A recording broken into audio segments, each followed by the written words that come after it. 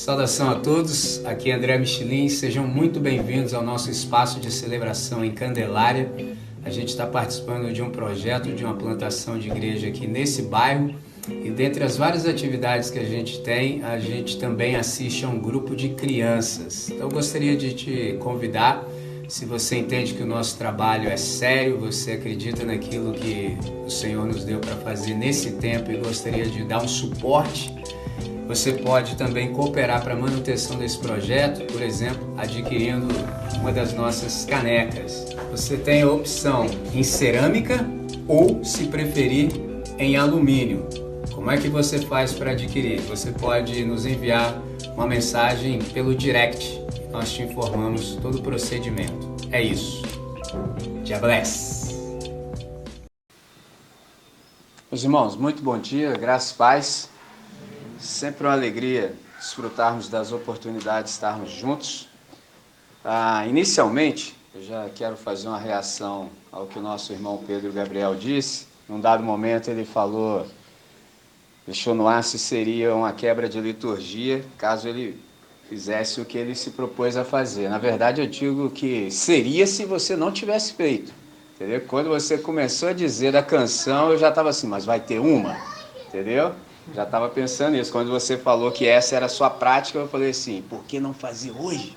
Já queria falar dali, entendeu? Então, que bom que você fez, que bom. E se eu estou na mesma frequência que os irmãos, fez muito bem ao nosso coração, entendeu? Muito bem mesmo, entendeu?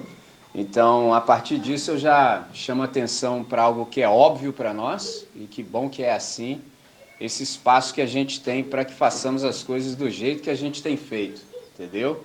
Isso é muito bom mesmo, porque se não fosse assim, por exemplo, o que você acabou de nos trazer seria legado, por exemplo, a um segundo plano. Por quê? Porque, entre aspas, não estava lá na liturgia quadrada, entendeu? Então a gente precisa dessa sensibilidade para saber o que é necessário para aquela hora.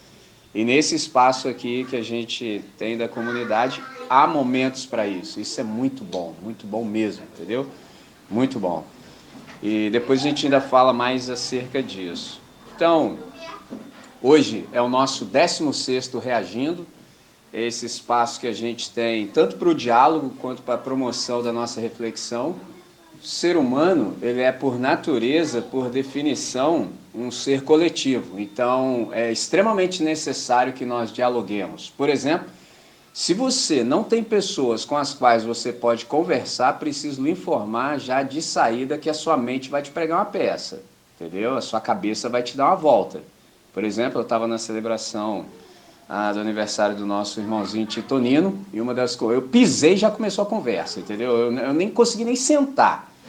E uma das coisas que me foi dito foi assim, porque a nossa mente mente. Eu falei, exatamente isso, exatamente assim. Então, se você não tem com quem dialogar, com quem falar, a sua mente vai te pregar uma peça, entendeu? E você entra num lugar na sua cabeça que você pode estar até geograficamente conosco no mesmo espaço, geograficamente falando, mas aqui, cada um de nós está num lugar diferente. E para tirar o camarada daqui de dentro? Entendeu? O negócio é tenso, você vai longe, tá tudo aqui, ó. Tudo aqui, a sua mente te pregando uma peça. E você fica, por exemplo, isso que eu gosto da canção do Bob, assim, a Redemption Song, num dado momento ele fala, emancipate yourself from mental slavery. Nobody can self our free almighty. Juntando inglês com português. Tipo assim, ninguém além de nós mesmos pode nos libertar da prisão mental. Essa é a pior prisão que há, entendeu? A prisão que não tem grades, entendeu? Você está preso aqui. Então, um espaço como esse nosso, ele é sensacional, faz muito bem. E ainda falando acerca de diálogo, qual é o valor do diálogo, além de tudo que eu já tenho dito? É que toda pessoa que se prontifica a dialogar, entendeu?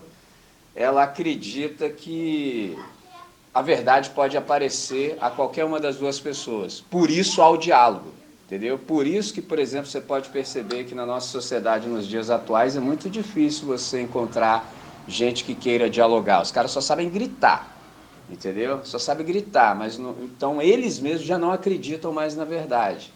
Eu dou graças assim que um comportamento meu virou até meme, entendeu? Geralmente, um dos nossos irmãos brincava e falava assim, não, ouvi com atenção. Eu falei, mas é isso mesmo. E outra pessoa fala assim, pô, eu falo, você entende? Eu falei, mas eu quero. Entendeu? Quando você abre a boca, eu ligo, já está ligado em mim que eu quero te entender. Então, quando você termina, eu falo, entendi. E se eu não entender, eu também vou falar, não entendi. E isso está para além, por exemplo, do emprego correto das palavras. Muito embora eu as conheça, mas às vezes eu até digo, eu sei o que você quis dizer. Talvez a palavra não seja essa, mas não é hora da gente debater isso. Mas eu sei o que você quis dizer. Então, de fato, eu acredito que a verdade pode aparecer a qualquer um de nós. Então, por isso a gente dialoga, entendeu? Então, que bom que a gente tem esse espaço. Hoje é o nosso 16º reagindo. Tudo isso começou porque numa das nossas celebrações, a Dani fez uma pergunta que foi extremamente providencial e oportuna, e aí eu achei melhor não responder naquele momento para não queimar a resposta e dediquei pelo menos 53 minutos e 11 segundos para trazer a melhor resposta que eu podia ao que ela perguntou. Então, eu vou chamar vocês para 3 textos nessa manhã.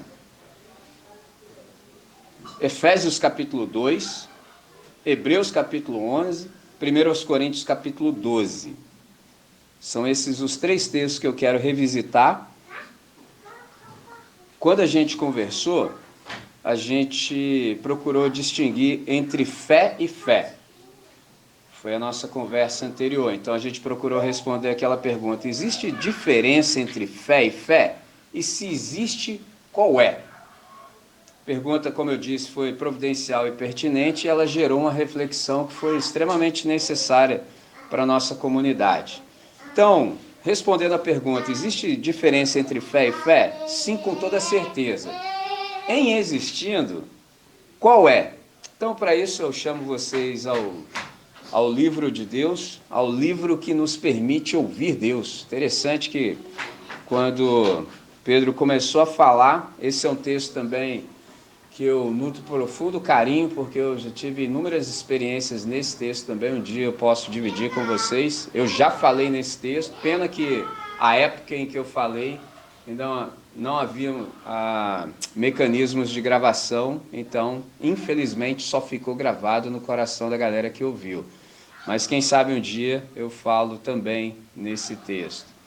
Então, vou chamar vocês ao livro que a gente, através do qual ouve Deus. Você sabe, a Bíblia é um livro sagrado, e ter um contato intencional com esse livro é se candidatar, por exemplo, a uma experiência transcendental, entendeu? Então, todas as vezes que você, com intencionalidade, toma esse livro, você pode experimentar algo da parte do Senhor. Eu gosto muito de um verbo que eu aprecio muito conjugar, que é o verbo ler. Eu sou filho de um pai analfabeto funcional e de uma mãe autodidata. Minha mãe começou a trabalhar muito cedo, com 9 anos de idade, e ficava fora de casa durante muito tempo. E quando ela tinha a oportunidade de voltar em casa, ela é a filha mais velha, ela pegava os cadernos dos meus tios, que podiam ir à escola. A escola era um negócio muito raro, muito longe, a gente morava, assim, isso na época dela. Fazenda, então imagina, Volta Redonda era uma fazenda, imagina você ir na próxima fazenda, era logo ali, entendeu? E ela pegava os cadernos dos meus tios e aprendeu a ler e escrever sozinha, entendeu? E eu sou filho de 2 pessoas assim. Então, numa dessas, só creio que possa ser a ação do Espírito Santo, minha mãe teve um insight de se mudar para a cidade, tão somente para que eu pudesse aprender a ler e escrever. Então minha mãe me deu um presente que eu posso abrir por todos os dias da minha vida, que é ler, entendeu? É sensacional. Então, enquanto eu posso, eu leio, porque eu já devo ter dito a vocês em outra ocasião que ler é bom porque prejudica gravemente a nossa ignorância, entendeu? Então, quanto mais você lê, você vai resolvendo a sua ignorância. Eu, por exemplo, sou ignorante em muitos aspectos, mas eu procuro resolver isso ao longo dos dias que o Senhor tem me concedido. Então, pode deixar o seu texto aberto exatamente para essas 3 passagens, Efésios, Hebreus, 1 Coríntios capítulo 12. No momento oportuno, A gente vai ler cada um desses textos, tecer alguns breves comentários e depois a gente já entra na parte do React. Você percebe que no encontro anterior a pergunta era se havia distinção entre fé e fé. Hoje eu vou aproveitar o momento e vou acrescentar. Então você observou que são 3 textos, então vai ser se há uma distinção entre fé, fé e fé. Agora acrescentei uma, entendeu? A Dani me fez 2. Aí hoje, para provocá-los, acrescento uma para ficar legal, porque o ensino é sempre cumulativo. Então a gente sempre vai crescendo no conhecimento. Então, antes disso, vou te chamar também para a gente fazer uma oração para que tudo possa fluir. Deus nosso Pai, muitíssimo obrigado por essa hora, muito obrigado por esse tempo, por esse espaço, por essa nova ocasião e oportunidade, na qual a gente pode se acercar da Tua palavra. Nós estamos interessadíssimos em continuar ouvindo a Tua voz. Para tanto, a súplica é sempre por equalização. Mantenha-nos na frequência certa, de tal maneira que a Tua voz seja para nós agradável. Oramos assim, agradecidos. Em nome de Jesus, amém, Senhor. Amém. Então, há 3 textos, porque a partir dos 3 textos eu quero lhes dizer que há pelo menos 3 circunstâncias ou contextos em que a fé é exercida. Guarde isso. Então, a fé, por exemplo, como já foi dito ainda hoje, há fé salvífica, há uma fé para salvação, há uma fé contínua e há uma fé carismática. A salvífica e a carismática a gente já discerniu. Então, hoje eu acrescento a fé contínua. Então, nesses 3 textos, você vai perceber que há detalhes que evocam aqui lições. Então, eu começo pela primeira, a fé para a salvação. Então, você pode abrir para Efésios, capítulo 2, entre os versos 8 e 9, está dito assim, ó: porque pela graça sois salvos, mediante a fé. Isto não vem de vós, é dom de Deus, não de obras, para que ninguém se glorie. Então você percebe que a salvação é pela graça, pela mediação da fé. Isto não vem de vós, tanto a fé quanto a salvação. Ou seja, não é por meritocracia, é por graça, é por esse favor de Deus, favor imerecido. É dom de Deus, é uma dádiva, é um presente. Não de obras, para que ninguém se glorie. Traduzindo para hoje, para que ninguém possa tirar uma onda, viu? Eu aceitei Jesus, se não aceitou, se deu mal. Não é assim, entendeu? Não é desse jeito. Então, a primeira coisa que a gente percebe é que a fé através da qual nós somos justificados é uma fé que nos é dada, entendeu? É um presente. Observe que eu usei o termo justificados, ou seja, de justificação. Abre comigo, acrescenta o texto de Romanos, capítulo 5, versos 1 e 2.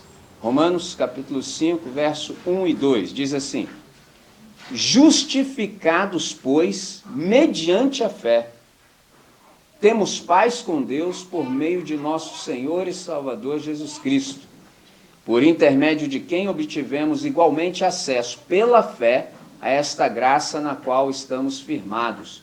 Gloriamo-nos na esperança da glória de Deus, justificados, pois, mediante a fé.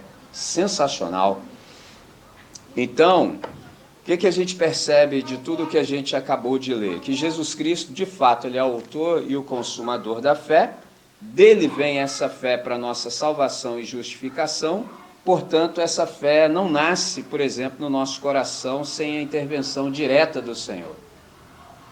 Vou dizer que há até possibilidade de, entre aspas, ter fé no coração, mas ela é inútil para a nossa salvação, entendeu? Essa fé que é necessário que a gente confie no sacrifício do Cordeiro não nasce naturalmente em nós, ela nos é dada. Então, a fé que está ligada à nossa salvação eterna é aquela que vem de Cristo. Então, todo neonascido, todo discípulo de Jesus de Nazaré tem essa fé, porque senão você não foi alcançado pela graça, você não é salvo. Segunda fé, e essa eu quero falar hoje, é a fé contínua. Então você pode, por exemplo, abrir para Hebreus, capítulo 11, o verso 6. É um texto que a gente também já examinou. Hebreus, capítulo 11, o verso 6, para falar acerca da fé contínua. De fato, sem fé é impossível agradar a Deus, porquanto é necessário que aquele que se aproxima de Deus creia que Ele é e que se torna galardoador daqueles que o buscam. Então, sem fé é impossível agradar a Deus. Pergunta natural: e quando eu devo agradar a Deus? Todo o tempo todo. Então, preciso dessa fé contínua, senão não consigo agradá-lo. Então, essa fé contínua aqui, ela é exercitada cotidianamente, por exemplo, quando nós olhamos para o Senhor de modo confiante de que Ele fará em nós e através de nós, ou seja, por intermédio de nós, aquilo que Ele disse que faria. Então, você leu, creu, entendeu? Que Ele vai fazer tanto em você, olha que interessante, e também através de você. Em alguns casos, a despeito de você. Tem isso também. Quando a gente entra numa de obstacularizar, porque Ele faz em nós, através de nós e também a despeito de nós, porque senão Ele não seria Deus. Mas aí já não é legal quando Ele faz a despeito de nós. Entendeu? Você está atrapalhando bastante, meu filho. Aí não é legal, entendeu? Aí a gente tem que caçar um canto e falar assim, mas como assim? Eu sou do time e estou cabeceando para o outro lado, pô. Estou jogando contra a pátria, tá tudo errado esse negócio, tá louco, entendeu? Então, todo regenerado, todo discípulo tem essa fé. Contudo, em graus diferentes de intensidade. Todo mundo tem, mas a intensidade é variável, entendeu? É diferente para cada um. Por exemplo, há quem confie muito em Deus, há quem confie pouco. Por exemplo, há quem confie mais, há quem confie menos na bondade, na grandeza da Trindade ao longo da caminhada, entendeu? A galera que é pesada, confia de fato, mas tem uma galera que é tímida, entendeu? Tímido aqui, não no sentido, por exemplo, como eu e meu irmão Pedro Gabriel o somos, como traço de personalidade. Não é dessa timidez que o texto sagrado fala. Timidez na Bíblia é covardia. É você não se abrir, não se entregar a Deus para se tornar tudo quanto pode. Isso é timidez. Por isso que fora ficarão os tímidos, os covardes, Apocalipse, entendeu? Só caramba, porque você pode se entregar a Deus. Eu vou dar um exemplo, vou entrar aqui, penso que todo mundo viu, e pode ser que você esteja vendo também isso acontecendo. Então, eu estou me colocando no mesmo time do Pedro. Pedro estava falando de uma maneira, todo mundo percebeu, eu percebi, e você pode perceber também em mim. Mas quando ele pegou o violão, o negócio virou outra coisa. Virou ou não virou? Pegou a visão? Uma vez uma pessoa também disse isso para mim. Caramba, quando você prega, você transforma. Eu falei, porque eu não estou sozinho. Pegou a visão? Eu fico na minha, mas quando eu tenho que falar, eu sei com quem eu estou e o que eu estou falando. Entendeu? E eu tenho experiência disso. Então, camarada pode olhar dentro dos meus olhos e falar assim, Malu, eu não creio em nada do que você fala, mas eu não vejo vacilação em você. Simples assim. Porque houve um dia que eu li esse texto e dormi mal à noite. Fora ficarão os tímidos. Naquela época não havia internet para eu pesquisar, dar um Google acadêmico. Ah, para dormir, irmão, faltou sono para ver. Que isso, rapaz? Aí passou um tempo eu descobri que eram os covardes, os medrosos. Entendeu? Ó, medo, foi dito hoje também. Qual é o problema do medo? Primeiro, superdimensiona todas as coisas. A coisa tem um tamanho, mas você ficou com medo, ficou grande. Segunda coisa, tira os seus movimentos. Você fica paralisado diante do medo, porque ficou maior do que realmente é. Você atribuiu maior valor. Terceira coisa, te aprisiona. Aí a prisão mental. Pegou a visão? Então você estava caminhando, a coisa ficou grande, você perdeu o movimento e depois ficou aprisionado. Então, por isso que fora ficarão os tímidos. Qual é o antídoto? Nos entregarmos integralmente às mãos do Senhor para que Ele em nós faça tudo o que deve. E aí, de fato, a gente pode entrar nesse time da galera que confia muito em Deus, em todo o tempo todo. Ou seja, essa fé que é exercitada cotidianamente. Aí, por fim, mas não menos importante, a terceira fé, que é a carismática. Aí eu te chamo exatamente para o texto, 1 Coríntios, capítulo 12. 1 Coríntios, capítulo 12, eu vou ler o verso 9, concentrar, só que eu vou aproveitar a ocasião e vou citar também o verso 1 e o verso 7. Vai ter um momento oportuno para conversarmos com mais tempo acerca de dons, mas eu já quero deixar isso registrado hoje, dizendo o seguinte, a partir do verso 1. Observe.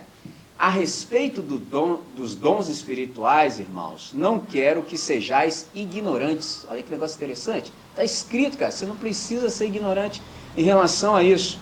Verso 7, observe, olha que lindo. A manifestação do Espírito é concedida a cada um visando a um fim proveitoso. Olha que coisa linda, olha a palavra de instrução. A manifestação do Espírito é concedida a cada um. Com qual finalidade? Visando a um fim proveitoso, ou seja, para a edificação da comunidade. O que isso aqui quer dizer? Eu aprendi com um irmão nosso, ele foi um reformador holandês, Abraham Kuyper. Ele disse o seguinte acerca dos dons. Por exemplo, considerar que os dons espirituais têm o mero objetivo de adornar e beneficiar a pessoa que os tem, seria tão absurdo quanto dizer que eu acendo o fogo não para esquentar a sala, mas para esquentar a lareira. É simples assim. Então, tem ambientes que a galera é ignorante, como o verso 1 diz que a gente não precisa ser, e o camarada acha que o dom é para ele. Não, irmão, você não entendeu nada. Então, é impressionante, cara. Tem uma lareira, então eu vou acender o fogo para esquentar a lareira. Não, irmão, é a sala. Então, os dons são dados visando a um fim proveitoso para a edificação da comunidade. Na horizontal, quando os dons são manifestos, a comunidade é edificada, e na horizontal e na vertical, a trindade é glorificada. É lindo isso. Pegou a visão? Então, nesse sentido, essa manifestação é exatamente visando a um fim proveitoso. Agora sim, com isso em mente, versos 8 e 9. Observe. Porque a um é dada mediante o Espírito a palavra da sabedoria, a outro, segundo o mesmo Espírito, a palavra do conhecimento, a parte que nos interessa para hoje. E a outro, no mesmo Espírito, a fé. É uma expressão recorrente que o Queco usa, por exemplo, no lecionário, no mesmo Espírito, na mesma graça, entendeu? Então, se observou aqui, observe essas partes, ao detalhe, porque a um é dada mediante o Espírito. Aí o camarada recebe o que é necessário. A outro, o que é necessário. E a outro, no mesmo Espírito, a fé. O que eu quero dizer a partir disso? Ao passo que, por exemplo, as duas primeiras manifestações de fé que eu disse, todos os discípulos têm. Todos. Essa não. Essa, diferentemente, não é dada a todos os membros do corpo. É restrito, por exemplo, àqueles a quem aprovera o Espírito dá.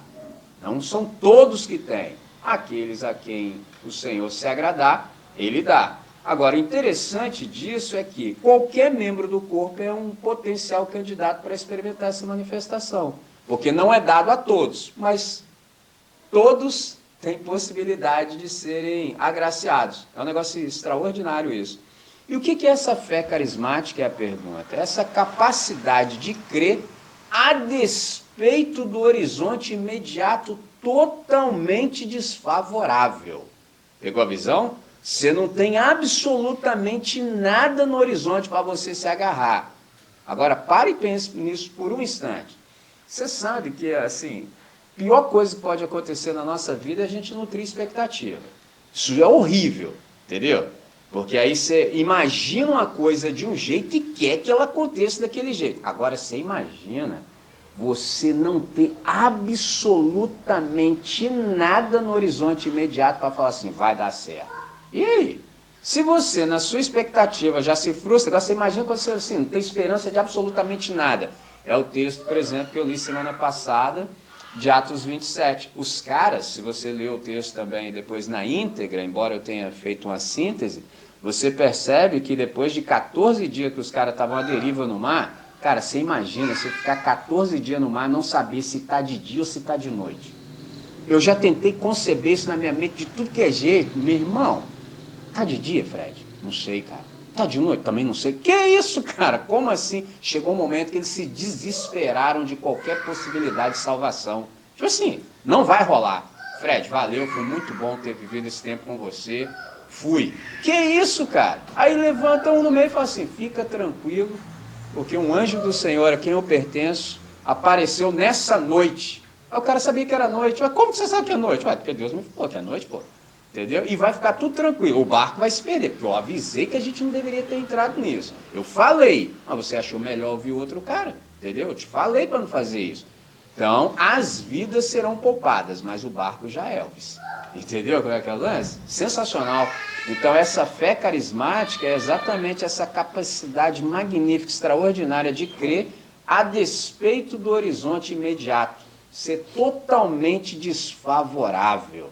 Por exemplo, uma pessoa que me sobreveio é alguém que me marcou grandemente desde o início da minha caminhada. Eu fiquei pensando onde ele se encaixa, se é na fé, por exemplo, contínua, ou se é nessa fé carismática. Eu confesso que ficou misturado para mim, mixado. Camarada, também, se a minha memória não me prega peças, você falou do século XVIII quando fez uso da palavra, Pedro, dos sermões escritos, me parece que o George Mueller já era do século XIX.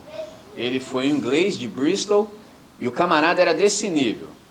Ele cuidava de 2 orfanatos, não estou certo se eram 3.000 crianças ao todo, meninos e meninas, ou se 3.000 meninas e 3.000 meninos, mas que 3.000 tinha, e já é bastante problema. Só que aí o George Miller levou esse negócio de fé a sério. Ele falou assim, eu nunca pedirei nada para ninguém, porque isso aqui é problema de Deus. Se é problema de Deus, eu vou falar com quem resolve. E o cara levava isso a sério. Aí ele acordava de manhã, porque um dia ele achou que ele estava acordando muito tarde. Entendeu? Ele falou, não, esse negócio aí de acordar às 5 da tarde já. Aí ele acordava antes, entendeu?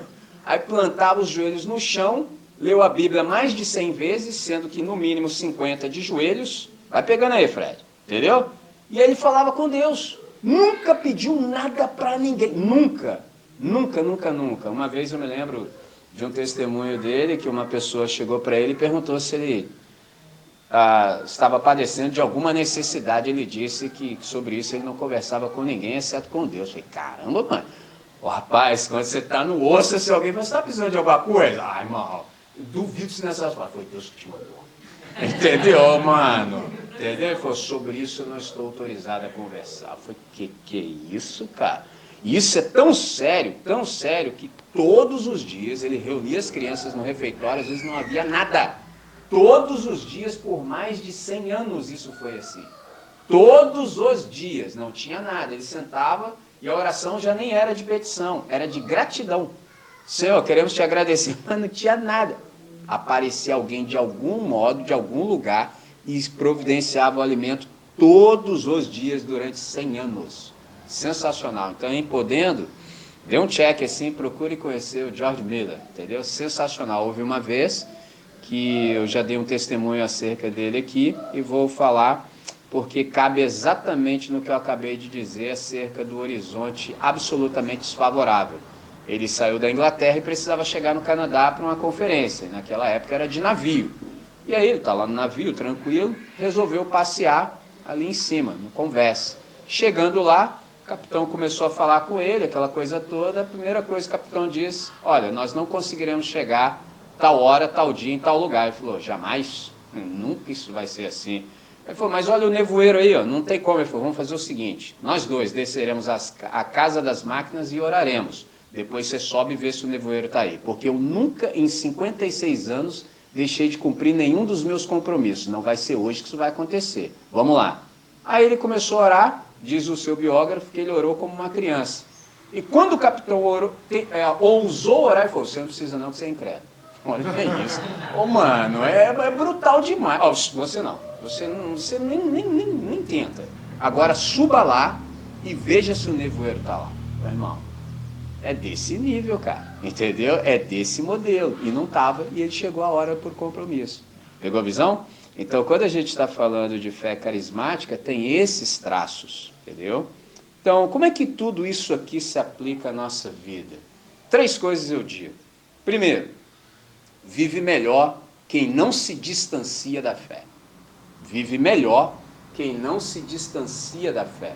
Até hoje, em toda a minha caminhada consciente com o Senhor, eu nunca vi quem se distanciou e ficou melhor. Eu ainda não vi, entendeu? Ó, estou deixando aqui de andar com o Senhor, conscientemente, vou largar isso para lá, esse negócio aí de ler, orar, jejuar, isso aí está por fora, agora eu vou fazer do jeito que eu acho que deve. Ó, Michelin, quero te dizer, vim testemunhar que eu estou infinitamente melhor que antes. Eu não vi, não. Já vi o contrário. O camarada me vê, aí já o olho cai dentro do meu, nem é do Senhor, é só do meu, camarada. Entendeu? Aí vem aquelas perguntas de sempre. Tá na igreja ainda? Você tá achando que é projeto de verão? Entendeu? Nesse verão, estou com o Senhor. Verão com o Senhor Jesus. Para com isso, gente. Entendeu? Aí pergunta da EBQ, como é que tá? Aí eu falo tudo que você já sabe. Vive melhor quem não se distancia da fé. Nunca vi ninguém que, tendo abandonado a fé em Jesus de Nazaré, ficou melhor. Ainda não vi. Entendeu? Até agora, se um dia eu vi, eu venho e conto. Até hoje, na minha experiência, não vi, e aí vou apelar. Em 2000 anos de história de igreja, também não vi, não. Entendeu? Até hoje não vi, não. Pegou a visão? Assim como Pedro nos falou, por exemplo, a pergunta ficou no ar. Elias, que fazes aqui? Resposta, nada. Entendeu? Por quê? Porque você se desviou. Esse é o ponto, porque aquilo ali tudo foi uma conversa para ele sair da caverna. Vem conversar comigo, vamos dialogar. Responde para mim, o que você está fazendo aí, rapaz? A resposta era óbvia. Nada, Senhor, porque eu me desviei. Simples assim. Se isso era verdade lá antigamente, imagina hoje depois que Jesus já veio. Pegou a visão? Segunda coisa, é impossível dar conta das demandas existenciais sem a inspiração da fé. Não tem jeito não, irmão. Você não dá conta não, cara.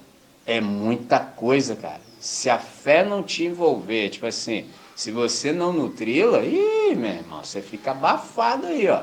Entendeu? Crise de ansiedade é pouco, entendeu? Você fica doido, não tem como.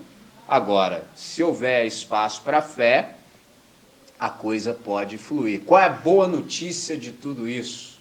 A gente sabe que a fé vem pelo ouvir. Então, a boa notícia de tudo que a gente tem ouvido até agora nessa manhã é que quem quiser pode viver continuamente sob a égide da luz da fé. É uma questão de querer, entendeu? Porque à medida que a gente conversa, Deus pode dar esse presente para nós. Isso é que é lindo. A fé vem pelo ouvir, mas ela também se vai com a falta de ouvir a palavra de Deus. Nessa manhã, desde o momento que a gente começou, com toda a intenção do nosso coração, a gente não está fazendo outra coisa senão isso, propagando a palavra. Então, se Deus colocou fé no seu coração nessa manhã para você crer, boa notícia para você você pode viver exatamente de modo contínuo sobre a luz dessa fé. Então, por hoje, estou contente e digo que é só, entendeu? Com isso, eu chamo vocês para a gente entrar exatamente no espaço do React. Vou te chamar, por exemplo, quero te chamar a atenção, por exemplo, para suas anotações. Sendo possível, venha munido disso aqui, ó, entendeu? Eu tenho vários cadernos de anotação, entendeu? Por que eu estou te falando isso? Alguém disse que o que eu anoto tenho, entendeu? Eu me lembrei também do professor de espantos, poeta do cotidiano, Rubem Alves, quando ele disse que ele tem sempre consigo um caderno. Ele fala que o caderno dele é a gaiola que prende ideias. Olha que interessante, a gaiola que prende ideias. Eu tive uma péssima experiência de perder um sermão inteirinho. Aconteceu só uma vez para nunca mais. Cara, o sermão caiu em mim assim, ó. Todinho, cara. Aí eu não sei o que me deu. Eu falei, não, daqui a pouco eu escrevo. Cadê o sermão? Eu lembro o texto, lembro tudo, mas esse aí já era. Posso escrever até outro, porque esse caiu em mim. Aí eu estava sem a minha gaiola de ideias, deixei para depois, procrastinei, perdi. Fiquei feio, entendeu? Então, sempre que for possível, traga o seu material de anotação, faça como Rubem Alves, porque ele disse assim, que as ideias são entidades fugidias, são como pássaros. Elas vêm de repente e desaparecem tão misteriosamente como chegaram. Não se pode confiar na memória. Se você não for judeu e nem judia, não confie na memória, porque o judeu, ele não escreve nada em absolutamente lugar nenhum, entendeu? Por quê? Tá tudo aqui, ó. Mas eles são treinados desde assim, perto da idade de Otávio e Tito, entendeu? Por exemplo, quando estão da idade assim do Noah, os caras já têm muito do Antigo Testamento já gravado em si. Não precisa ler em lugar nenhum. Sensacional, entendeu? Mas é cultivo. Então, se as ideias não forem presas com palavras escritas no papel, elas serão esquecidas. Então, quem sabe uma ideia ou até mesmo uma frase possa ter prendido a sua atenção e lhe evocado insights ou mesmo questões. Se assim for, sabe que essa é a hora e esse é o lugar. Então, esse é o espaço que a gente tem para se ouvir, para a gente questionar. Alguém me ensinou o seguinte: quem sabe, divide. Quem não sabe, pergunta. Viu como é que é lindo? Você sabe? Divide. Não sabe? Pergunta. Por que você vai ficar com essa dúvida pro resto da vida? É lindo isso. Só que há lugares que você não pode se manifestar, entendeu? Se você se manifestar, dá problema. E isso é tão sério que eu fiquei observando, por exemplo, a educação que a gente tem no Brasil tem resquício disso. Por exemplo, pessoas como Otávio e Tito perguntam muito, entendeu? Do tamanho do Noah, continua. Do tamanho do Zion, já perdeu bastante. Nós que somos universitários, você não fala nada, cara. E o medo? Porque lá no fundo você está pensando assim, não, essa pergunta que eu tenho aqui é ridícula, entendeu? Não vou perguntar, não. Só que esse é o problema, entendeu? Quando a gente não pergunta, por exemplo, a gente não resolve a nossa questão e certamente a nossa pergunta é a pergunta de geral também, mas ninguém tem mais coragem, porque já perdeu-se muito da criancitude. Então a gente não tem coragem mais de se expor, de se vulnerabilizar a ponto de perguntar, levantar a mão e trazer o seu questionamento, entendeu? Então, eu me lembrei de um filósofo que eu tenho apreço, que é o Cortella. Ele disse uma coisa extraordinária. Por exemplo, imagine duas pessoas caminhando com um pão cada uma. Elas, ao se encontrarem, podem trocar os pães, mas aconteceu só isso. Elas trocaram o pão, cada um foi com um pão para casa de volta, entendeu? Tinha um, troquei com você, fiquei com um. Mas quando a gente traz ideias, quando a gente troca as ideias, eu volto para casa com infinitamente mais do que eu trouxe. Isso é sensacional. Todos nós que estamos aqui, viemos para esse espaço, preparados e com grande intenção no coração, a gente vai sair daqui infinitamente melhor do que chegou. Entendeu? Você vai levar muito mais do que você trouxe. É um negócio sensacional. Muito embora você tenha proporcionado algo à mesa, mas você sai com infinitamente, incomparavelmente mais. Então, 3 perguntas. Quais foram as suas impressões? Quais foram as suas compreensões? E qual é a lição que você, por exemplo, tirou daquela ou até mesmo da reflexão de hoje? Então, quero oportunizar vocês, vou fazer uma oração de encerramento e a partir disso, após isso, a gente já começa a nossa interação, tá certo? Senhor, nós te agradecemos pelo espaço, pela hora, por tudo quanto conseguimos aprender. O Senhor já nos tem falado muito ao coração e a gente quer tão somente suplicar que a gente possa assimilar de tudo que foi dito aquilo que é essencial. Não deixe que nada fique fora do nosso coração e que no momento oportuno tudo isso possa ser colocado por obra, para o máximo louvor da sua glória e edificação da nossa comunidade. Em nome de Cristo Jesus, nosso Senhor, autor e consumador da nossa fé, oramos agradecidos. Amém, Senhor. Amém. A palavra está